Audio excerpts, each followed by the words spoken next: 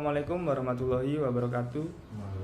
Perkenalkan, nama saya Riki Firmansyah dengan NPM 2121010116 dari Prodi Hukum Keluarga Islam. Di sini saya akan menjelaskan hubungan antara moral dan hukum dalam Islam.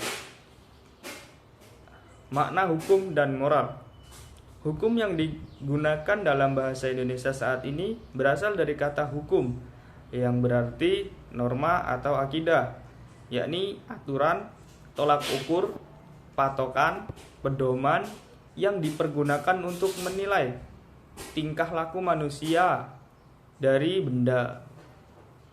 Secara etimologi, kata hukum bersumber dari kata hakama yang berarti menolak. Terbentuklah kata al-hakamu yang berarti menolak kezaliman atau penganiayaan.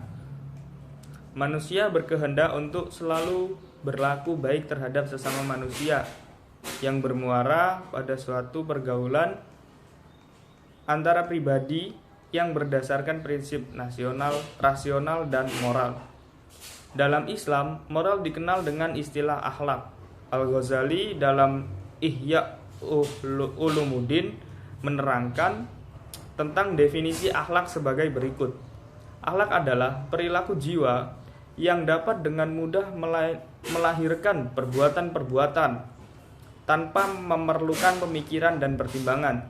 Apabila perilaku tersebut mengeluarkan beberapa perbuatan baik dan terpuji, baik menurut akal maupun tuntunan agama, perilaku tersebut dinamakan akhlak yang baik. Apabila perbuatan yang dikeluarkan itu jelek, maka perilaku tersebut dinamakan akhlak yang jelek. B. Hubungan antara hukum dan moralitas.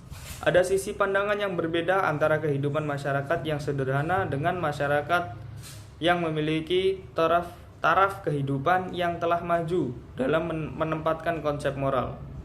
Pada masyarakat yang masih sederhana, norma susila atau moral telah memadai untuk menciptakan ketertiban dan mengarahkan tingkah laku anggota masyarakat dan menegakkan kesejahteraan dalam masyarakat. Kesusilaan memberikan peraturan-peraturan kepada seseorang supaya menjadi manusia yang sempurna. Hasil dari perintah dan larangan yang timbul dari norma kesusilaan itu bersandarkan kepada kebebasan pribadi seseorang. Irin menyatakan bahwa hukum tanpa moral adalah kezaliman, moral tanpa hukum adalah anarki, dan utopia yang menjurus kepada pri-kebinatangan. Hanya hukum yang dipeluk oleh kesusilaan dan berakar pada kesusilaan yang dapat mendirikan kemanusiaan. Dalam masyarakat yang terkait dengan kebiasaan, ada transformasi berangsur-angsur tingkah laku sosial menjadi kebiasaan hukum dan dari kebiasaan menjadi rumusan legislatif. Sementara pendapat yang menyatakan hukum itu terpisah dengan moral adalah sebagaimana yang dinyatakan oleh Hans Kelsen. Menurutnya, hukum itu harus dibersihkan dari anasir-anasir yang tidak yuridis, etis, sosiologis, politis, dan sebagainya. C. Hukum dan moralitas dalam pandangan Islam.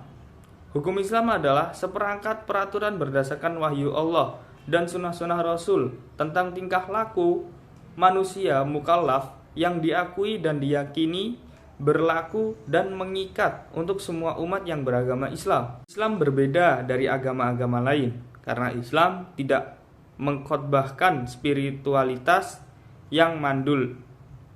Dalam Islam, hukum dan agama, hukum dan moral tidak bisa dipisahkan satu sama lain. Berdasarkan fungsi utama, hukum Islam mengklasifikasikan tindakan yang berkenaan dengan standar mutlak, baik dan buruk, yang tidak dapat ditentukan secara rasional karena Allah sendirilah yang mengetahui apa yang benar-benar baik dan buruk. Hukum duniawi memfokuskan diri kepada kesejahteraan sosial dan kurang memperhatikan etika. Hal ini dapat dilihat adanya beberapa pendapat para filosofi dan moralis barat dalam meletakkan ukuran atau value bagi masalah yang hendak diperoleh manusia dengan kemampuan nalar akal dalam memahami realitas kehidupan. Misalnya aliran hedonisme mengatakan bahwa kesenangan atau kenikmatan adalah tujuan hidup yang terbaik dan tertinggi.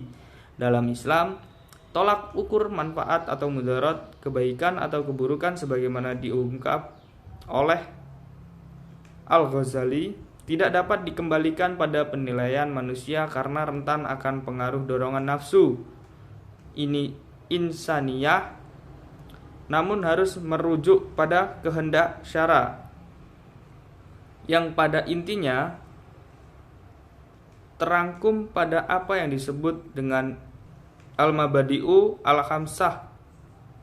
Jadi kemaslahatan yang dicapai tidak boleh bertentangan dengan universalitas nilai yang dikandungnya, walaupun menurut akal manusia itu dianggap baik. Menurut ahli usul fikih dari kalangan asyariah, pada umumnya jika dalil nakli bertentangan dengan pemahaman akal dalam masalah syariah, maka dalil nakli harus didahulukan. Artinya akal tunduk kepada wahyu.